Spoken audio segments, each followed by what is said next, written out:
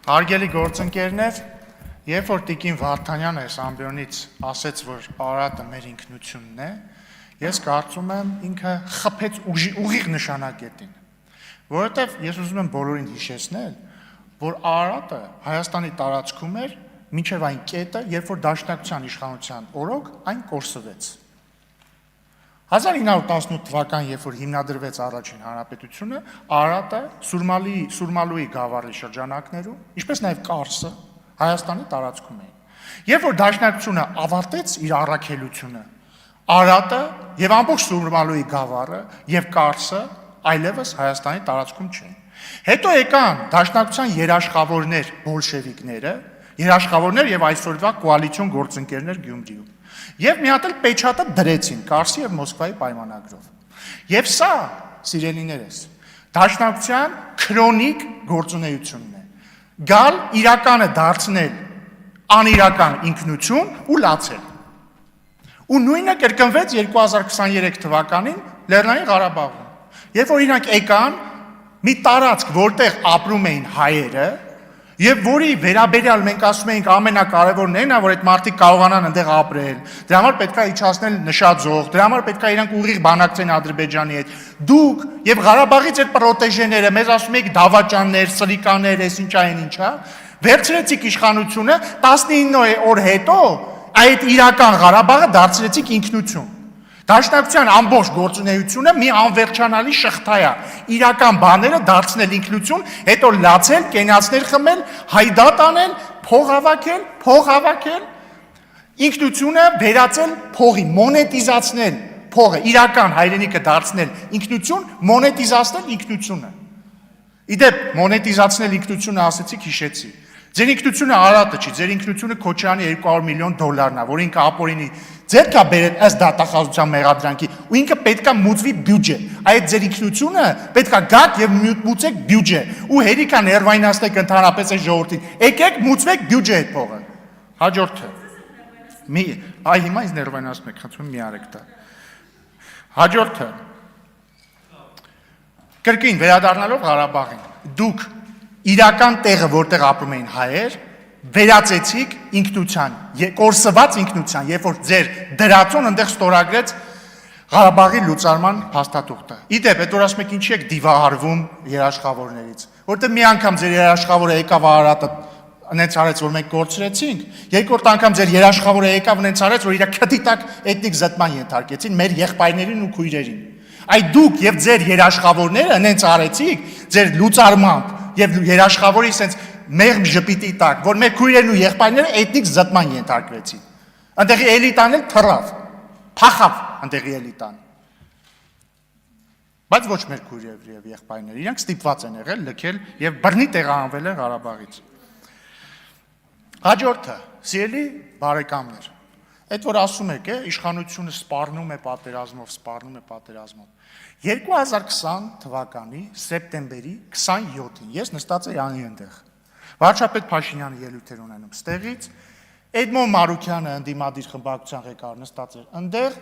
ԲՀԿ-ի խմբակցության ղեկավարը նստած էր, բայց քրեակատարողական հիմնարկում, բայց Նայրա Զորաբյանը, մյուսները, չգիտեմ, Մելքումյանը եւ այլն նստած էին այնտեղ։ Վարչապետ Փաշինյանը ստեղից հայտարարեց, որ պատերազմը կանգնեցնելու ձև կա, դա զիջումների գնալն էր։ Ասեց համաձայն եք։ Բոլորը ասեցին ոչ, Էդմոն Մարուկյանը եկավ ասեց պարոն վարչապետ, հրամայեք գնալ առաջ, սա պետքա մեկ ընդմիշտ լուծենք մենք այս հարցը։ Արդյունքում եղավ 44-օրյա պատերազմը, բոլորը գիտեն ինչպես ավարտվեց, ինչ երաշխավորների երաշխավորությամբ այն ավարտվեց։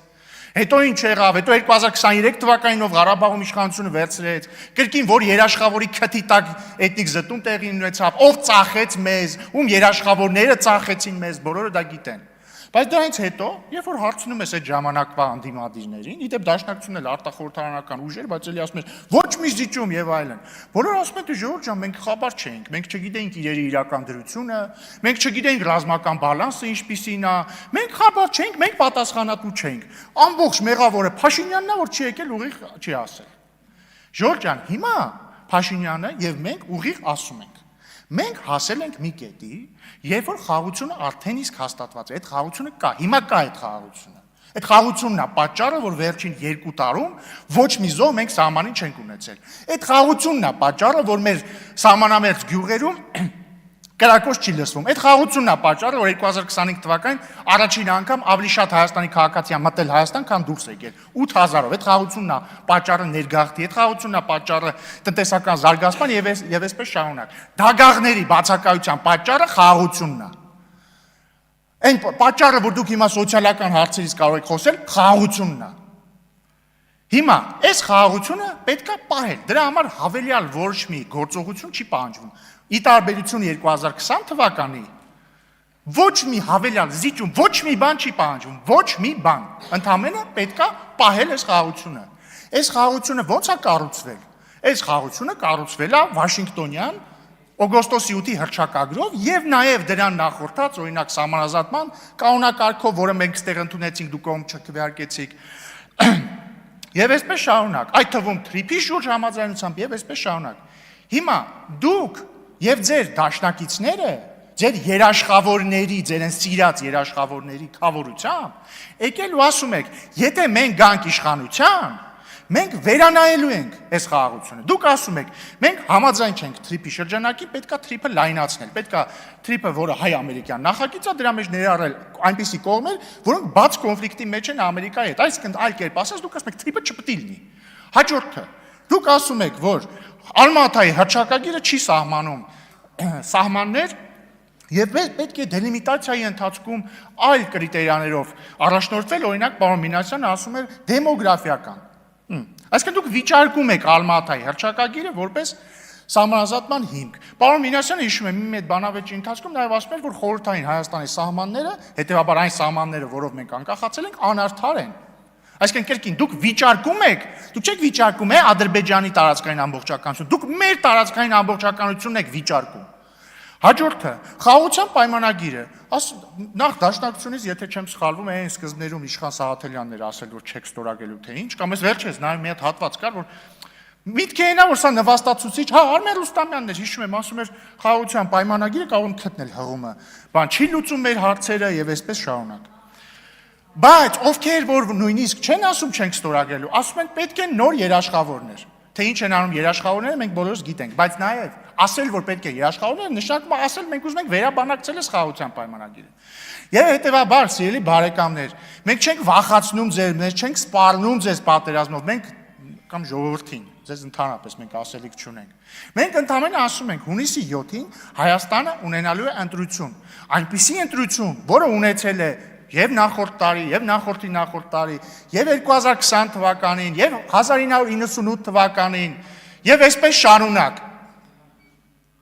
Այդ ընտրությունից է կախված, մենք ունենալու ենք, պահելու ենք այս խաղաղությունը, թե գնալու ենք պատերազմի։ Հիմա դուք առաջարկում եք պատերազմ, դուք առաջարկում եք վերանայել այս խաղաղությունը։ Դա նշանակում է պատերազմ։ Ոչ թե որովհետեւ քաղաքացիական պայմանագրի գոյությունից է կախված պատերազմը կամ խաղաղությունը, այլ որովհետեւ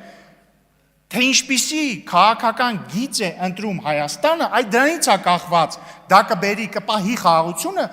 թե կբերի պատերազմի։ Հիմա եթե Քոչարյանի քաղաքականությամբ առաջնորդվի Հայաստանը, ըստ որի Հայաստանը չի կարող պարփակվել իր 29743 կիլոմետր քառակուսու մեջ, քանի որ այդ դեպքում մենք բանի պետք չենք լինի, ենթադրում եմ նկատի ունի երաշխավորներին պետք չենք լինի, դա բերելու է պատերազմի։ Դա բերելու է պատերազմի, եթե դուք շարունակելու եք ասել որ գիտեք ինչ կա մեր բանը տարբեր բաներ մեր ինքնությունն են քաղաքականացնելով դա բերելու է պատերազմի։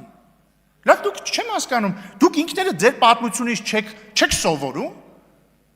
Եկաք այնքան հայրենասիրական կենացներ սարքեցիք, որ Ղարաբաղը համալրեց կորսված պատմական հայրենիքի շարքը։ Կլինի լավ մի անգամ կլինի կանգնեք ասեք կարող է մի բան սխալ ենք անում։ Եվ հետևաբար։ Հա, մի բան էլ, որ Տիկին Գրիգորյանը ասում է, ինչի դադիվանքը հայկական չի, հա, հայկական եկեղեցի է, բայց ինչի Տիկին Գրիգորյանը ամեն օր չի նստում, ասում, ասենք, չգիտեմ, Սանկտ Պետերբուրգի Սուրբ, ինչ է, Սուրբ Եկատերինա, թե Սուրբ, չեմ հիշում, մի խոսքով, այդ եկեղեցին մերն է, ինչի չի ասում, Գլենդելի քաղաքային խորհուրդը մերն է։ Պարզ չի, որ կա մի բան, որը մի բան մշակութային քեզա պատկանում, այսինքն հա պարզ է, փաստ է, հայկական եկեղեցի, այո։ Բայց կա քաղաքական խոսույթ։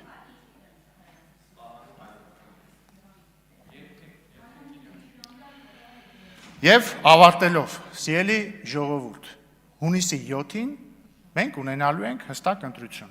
Պահում ենք Տեր են կանգնում այն խաղաղությունը, որի համար ոչ մի զոհություն անհրաժեշտ չէ, կամ վերջին պահին, երբ որ մենք եկել ենք, ընդհանրապես պետք ձեռքը պետք է մեկնենք եւ վերցնենք այդ 100 տարվա խաղաղությունը, այդ տնտեսական բարգավաճումը, մեր որդիների համար չանհանգստացումը, կամ լսում ենք ընդդիմությանը, Դաշնակցությանը, Քոչարյանին, ռուսաստանցի օլիգարխին, այն մյուս օլիգարխին եւ ընտրում ենք ճանապարհ, որը անխուսափելիորեն տանում է պատերազմի։ Եվ վստահ եմ, որ մենք կանենք ճիշտ ընտրություն, իսկ Դաշնակցությանը եւ Հայաստան խմբակցությանը կրկին հորդորում եմ հորդորել Ռոբերտ Քոչարյանին չերկարացնել եւ այդ 200 միլիոն դոլարը